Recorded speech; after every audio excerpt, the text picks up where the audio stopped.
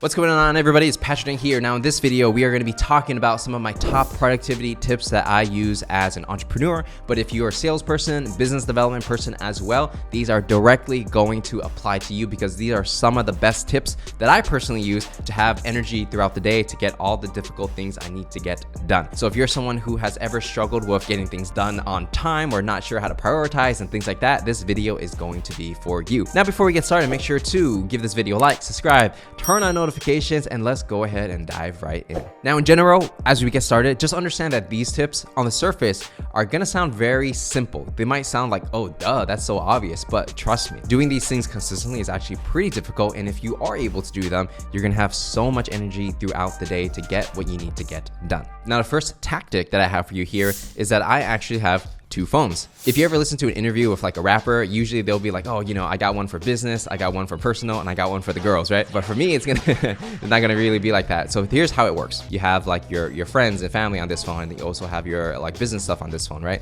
The problem I had was that, you know, it's very difficult to turn off your brain when everything's all in one package, and you're always gonna have your phone around you all the time, right? The second thing is like, you know, if you're, let's say, trying to recover, for example, and you're getting like messages on like Slack or Discord or whatever it is, then it's like you never stop working, right? And the other thing is like, you know, if you're someone who has to be active on social media like I am, like on Twitter or on YouTube and things like that, there's this habit of always checking, or whenever you get a notifications, you want to see what's going on, or someone sends you a message but you don't want to miss it, right? And so you're always on. But the problem is that if you're always on throughout the day, you're not really like focused deep working, you're just like surface level working, right? And there's value to that as well, but sometimes you got to take a break, right? And so what I found with the second phone is that what I've done is pretty much the only apps that I really use on this phone, it's going to be Messenger for Facebook, and it's also going to be Messages with the iPhone and phone. Oh, and Spotify. So those are pretty much the only apps I have on this phone. So meaning that anybody who wants to contact me for work, for example, like on Slack or on Discord, it's pretty much impossible when I have this phone. All the people that are more closer to me who already have my phone number or are friends with me on Facebook,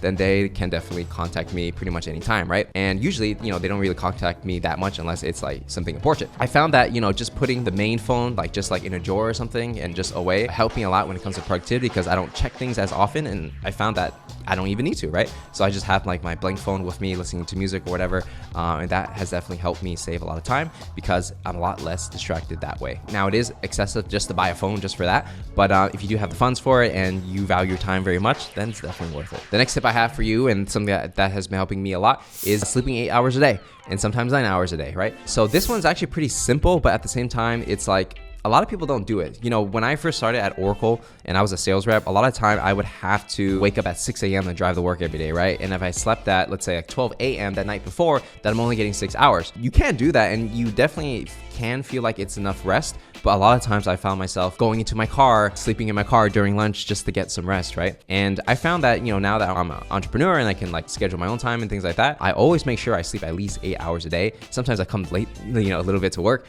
because of that. If I slept late the night before, you know, it is what it is. But then I found that as a business person, you know, for me at least, I'm kind of like a racehorse, right? And it's not the most healthy way to think about yourself, but you know, it's just one metaphor, okay? So like if you're a racehorse and kind of like the entire business kind of relies on you. So like if I disappeared, for example, no one's going to be making the videos, no one's going to be pushing the project forward and everything like that, right? A lot of things depend on me. And if I'm not well rested and if I'm not at peak performance, then I can only go as far as I'm able to. And sleep is like the ultimate productivity hack in my opinion. Without that, then you're not going to go very far. So you're actually doing a disservice to all the people that work with you, your team, all the people that, you know, watch these videos and things like that, if you're not 100% rested, because you're not going to be able to give your best performance. And so sleep is very important. And for people who think that, oh, you know, I can survive on 4 hours of sleep or 6 hours sleep, maybe if you have like a very abnormal body and you're quite unique and you don't need it, great. But for 99% of people, it's pretty much like scientifically proven at this point that most people need like 8 hours of sleep. All right, the next tip I have for you guys is going to be journaling. So as you can see here, this is going to be my journal. Kind of just looks like that. Why is journaling important? Why should you do it if you're a sales rep? Because journaling doesn't have anything to do with making money, right? Yes, to a certain degree. Journaling for me is almost like a way to like meditate or like think through all the decisions that I have to make, right?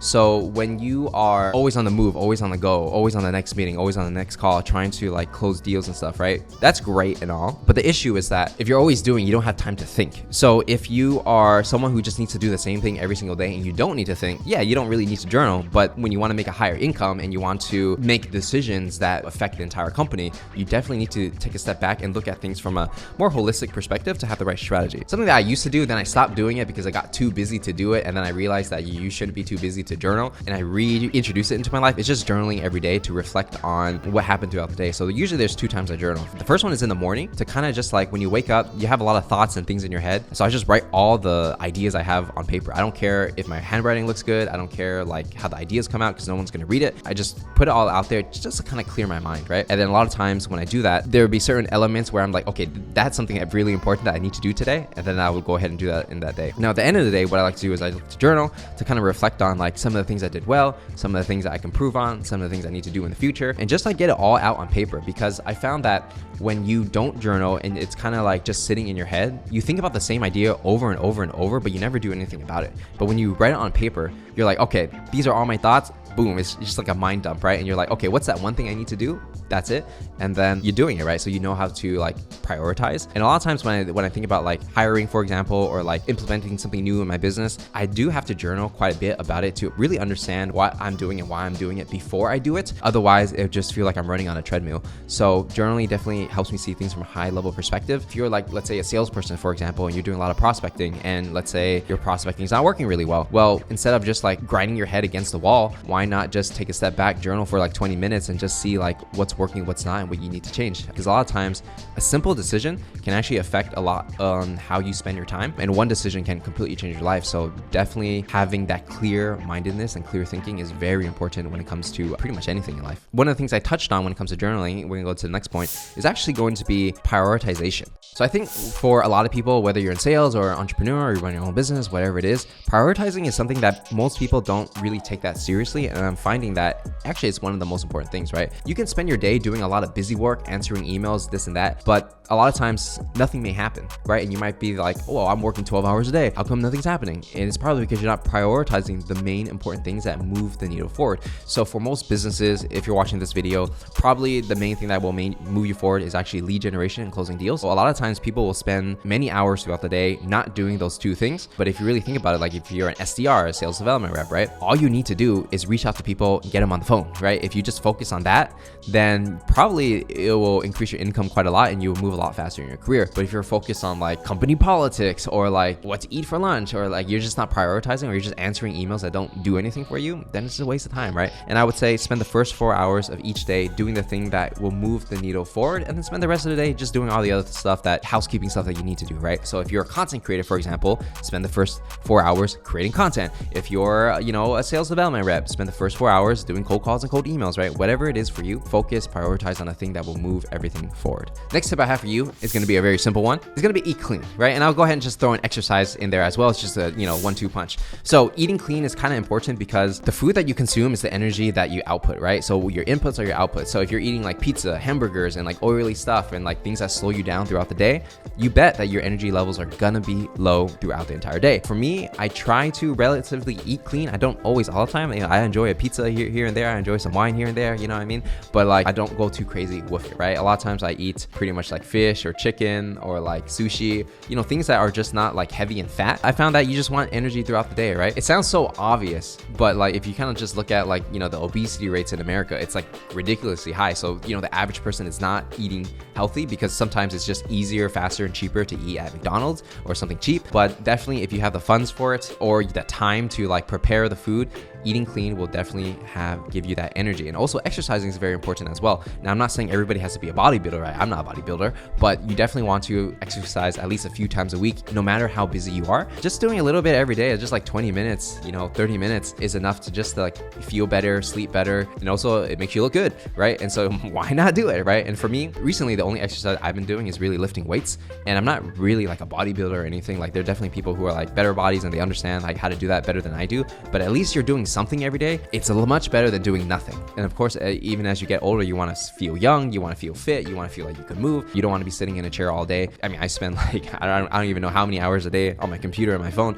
So it's like, you definitely have to do at least something each day. And my last piece of advice for productivity, and this is for my entrepreneurs out there, is going to be delegate. Actually, it also applies even if you work at a company, right? For delegating, it's kind of like when you are someone who really drives a business forward. A lot of times your job is to set up a system, have it working really well, and then find people who can make that system run efficiently, right? And optimize. You know, for the most part, entrepreneurs, their job is to set up the system and have other people fill in the space. Even if you're, let's say, like a manager or executive at a company, it's the same thing. So you might be in charge of a certain initiative. You might set up like a lead generation system, and then you need SDRs and stuff to fill in the roles, right? And so delegating, I found to be very important, meaning that you know, certain individuals at a company, like for me at least, they can do certain jobs. I literally can't do everything every single day, right? There's only 24 hours and I only have so much energy. So it's like, for me, I had to learn how to let go of responsibility and just be like, yo, you're in charge of this. You can take care of it. I trust you. I'll check it at the end. You definitely can drive this forward, right? And so delegating is super important because that's going to allow you to multiply your time as an entrepreneur, but even as an executive as well, because if you're able to get people under you, then, you're going to be able to think more strategically and kind of just like build systems and then have people kind of run those systems. But if you're a sales rep, there are also different ways to delegate your time. So for example, if you're a sales rep in America, does it make sense to hire a virtual assistant overseas and like they help you with all your personal stuff, or like, whatever the case is, right? Or maybe it's you hiring somebody to help you collect contacts, for example, right? If you're doing lead generation. So there's always a way to delegate. And as long as the money you make with your time is more than whatever you pay the other person, then it's always going to be worth it, right? Because their time is most valuable. So delegate. Find people that you can trust and give them more responsibility, and then, just move forward with there, because that's going to help you quite a bit. And the final piece of advice that I have for you and I use for myself is you definitely want to take a day off to recover. Now, a lot of people, they focus so much on working and they'll wear this badge of pride of like, I work 18 hours a day, right? I don't work 18 hours a day. That's ridiculous. There was a period over the last few months where I was working every day, and the results that I wanted, I got. But I realized that if you want to sustain for a long duration of time, you have to take a day off. You definitely can't just like keep going forever. You definitely need a day to recover and then just come back really strong on the days that you do work, right? So for me, it's not about the hours that you work, but what you do with your time. And if you need time to recover, which is very important, then do it, right? Don't feel guilty for taking a day off, especially for my entrepreneurs out there, because I felt that way. And I've learned that actually you should feel guilty for not taking a day off, because it means that you're not giving it your 100% during the times that do work. So you just gotta change the way you think. And again, everyone has their own philosophy around it. That's just my personal take on what's helped me sustain. And so with that said, that is everything we gotta cover for this video. If you enjoyed it, make sure to like, subscribe, turn on notifications, and I'll see you guys in the next one.